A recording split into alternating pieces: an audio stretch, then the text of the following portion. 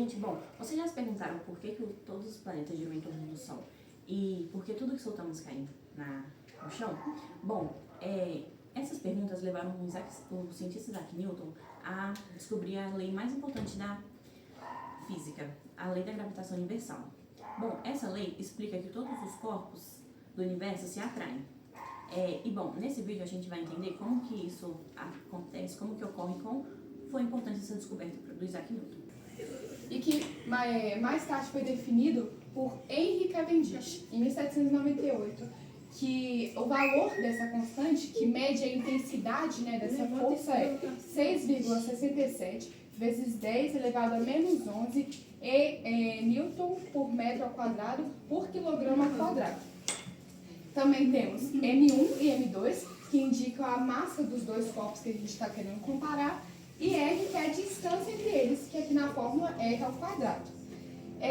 Quanto à questão que a gente pode observar em relação à gravidade, a gente pode observar duas coisas. A massa é muito importante na gravidade. Quanto maior a massa, maior é a gravidade, a influência da gravidade. E em questão da distância, quanto mais distantes estão os corpos, mais fraca é essa força.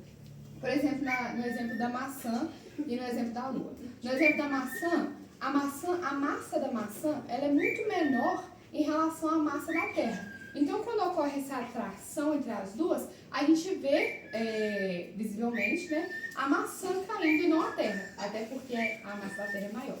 E em relação à Lua, a distância da Lua até a Terra é muito maior, o que faz com que essa influência ela seja mais fraca.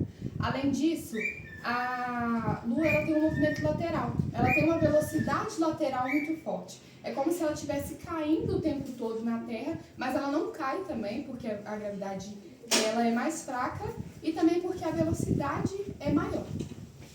Pode ir? Eu vou explicar sobre a gravidade dos astronautas. Então, a gravidade ela é universal e está em todo lugar no universo. Só que os astronautas parecem flutuar, mas na verdade a gravidade ainda está presente junto com eles, só que ela é um pouco mais fraca do que na Terra. Acontece que a estação espacial e tudo dentro dela está caindo em direção à Terra, mas com uma velocidade tão alta que acaba girando ao redor do planeta, em vez de cair direto no chão. Como tudo cai junto, a nave, os objetos e os astronautas, eles sentem como se não tivessem peso. É o que chamamos de microgravidade. A microgravidade é a sensação de flutuar, enquanto na verdade está em queda livre constante. Um exemplo disso é o saltar de paraquedas.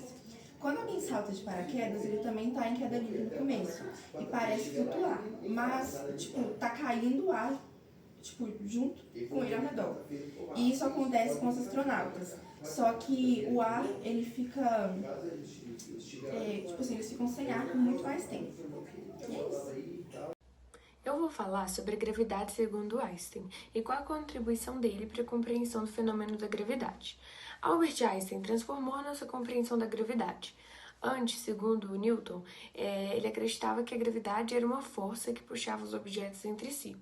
Com a teoria da relatividade geral, Einstein mostrou que a gravidade é, na verdade, a curvatura do espaço-tempo. Objetos muito massivos deformam esse espaço, e tudo ao redor se move seguindo essa curvatura. É por isso que os planetas orbitam o Sol e nós somos puxados para o chão. Essa ideia explicou fenômenos que ninguém entendia, como a luz se curvar perto do Sol e a existência de buracos negros.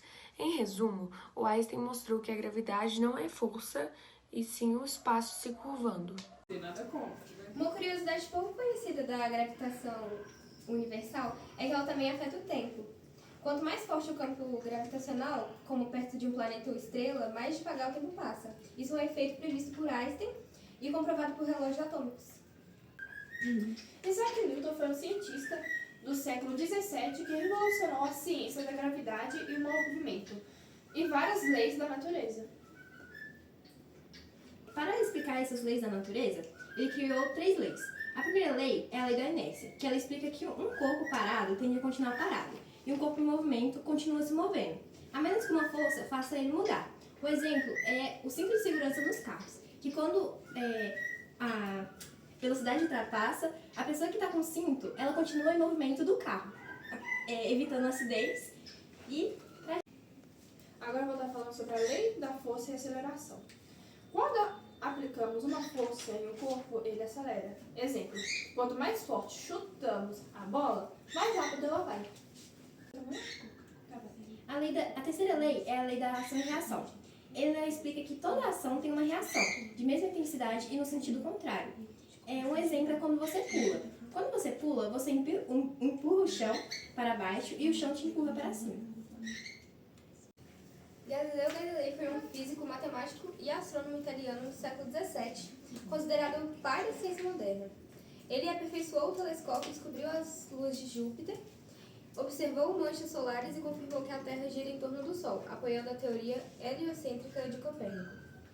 Também desenvolveu estudos sobre o movimento dos corpos e defendeu o uso da experimentação e da observação como base do conhecimento científico, o que levou a conflitos com a Igreja Católica.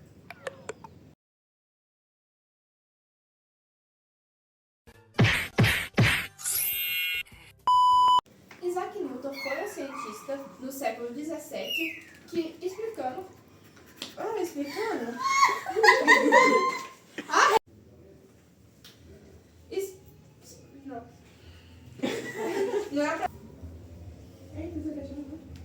explicamos uma força... Eu falei nem... Isaac Newton foi um cientista que revolucionou a ciência explicando o movimento e a gravidade. A lei... Não esquece. E a terceira lei é a lei da... Isaac Newton. Que é isso? Ah, não, a gente vai todo mundo. Vai, dá pausa. Agora é sério, por favor. Agora é seríssimo. Ó, bom. Isaac Newton. Peraí, vamos fazer o seguinte. Aí, ó, começou a imitar. Ó. Vai. Isaac Newton foi um cientista.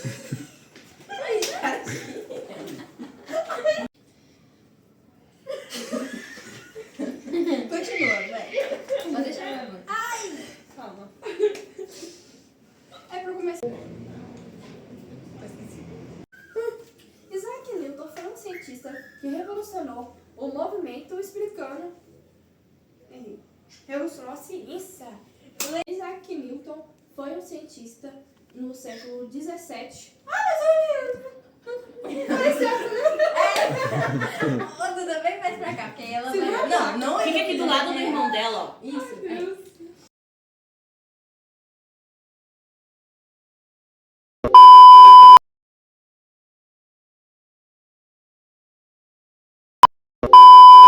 Gente, só pessoas inteligentes entenderiam isso.